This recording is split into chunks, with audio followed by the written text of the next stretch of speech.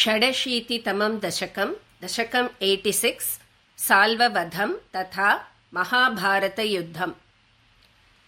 Salvo भैष्मी विवाहे यदुबलविजितः चन्द्रचूडाद्विमानम् विन्दन् सौभं समाये त्वयि वसति कुरुन् त्वत्पुरीमभ्यभाङ्क्षीत्। प्रद्युम्नस्तं निरुन्धन् निखिलयदुभटैर्न्यग्रहीदुग्रवीर्यम् तस्यामात्यं द्युमन्तम् व्यजनि च समरः सप्तविंशत्यहान्तः। तावत्त्वं रामशाली त्वरितमुपगतः खण्डितः प्रायसैन्यम् सौभेशं तं न्यरुन्धाः स च किल गदया शार्ङ्गमभ्रंशयत्ते।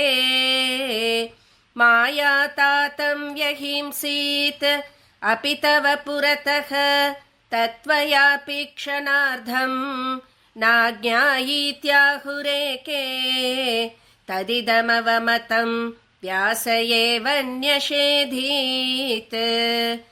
क्षिप्त्वा सौभं गताचूर्णितम् उदकनिधौ मङ्क्षुसाल्वेऽपि चक्रेण उत्कृत्ते दन्तवक्त्रः प्रसभमभिपतन् अभ्यमुञ्चद्गदां ते।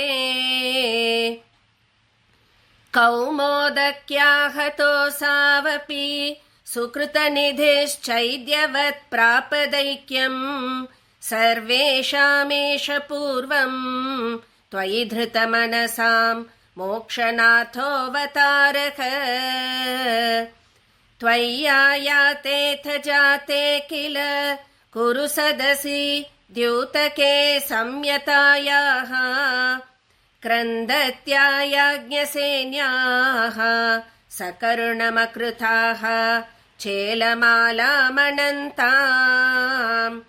अण्णान्तप्राप्तशर्वांशजमुनिचकित द्रौपदी चिन्तितोऽथ प्राप्तशाकान्नमश्नन् मुनिगणमकृताः तृप्तिमन्तं वनान्ते।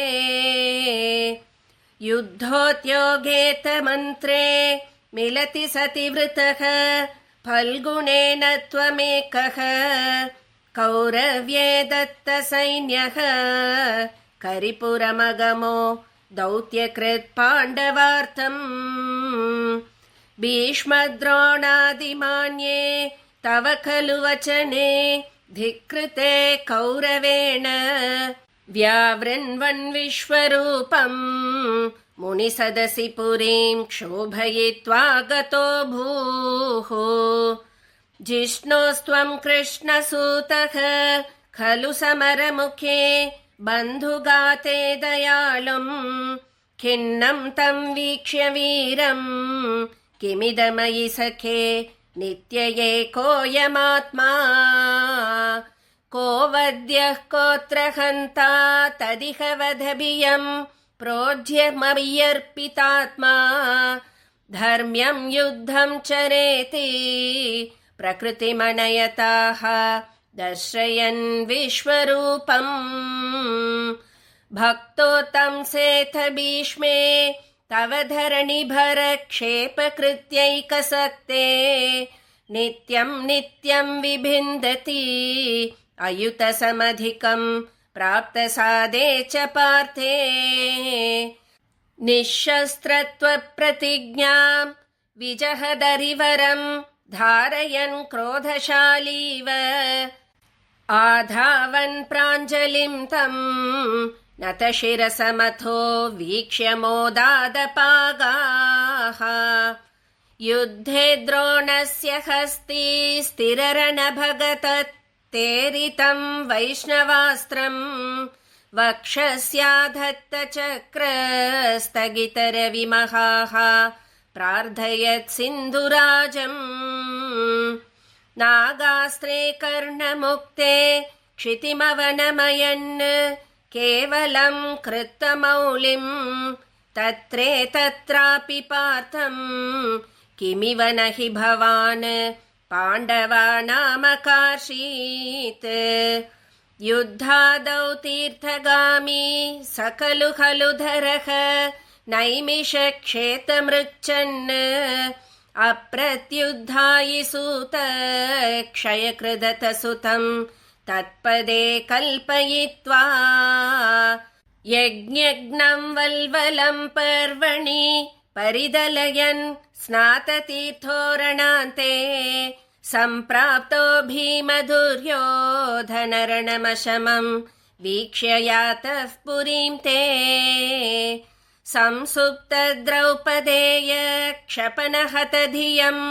द्रौणिमेत्यत्वदुक्त्या तन्मुक्तं ब्राह्ममस्त्रं समहृतविजयो मौलिरत्नं च जह्रे उच्छित्यै पाण्डवानां पुनरपि च विशति उत्तरा गर्भमस्त्रे रक्षन्नङ्गुष्ठमात्रः किल झठरमगाः चक्रपाणेर्विभो त्वम् धर्मौघं धर्मसूनोः अभिदददखिलं छन्दमृत्युः स भीष्मः त्वां पश्यन् भक्तिभूम्नैव हि सपदि ययौ निष्कलब्रह्मभूयम् संयायाथाश्वमेधैः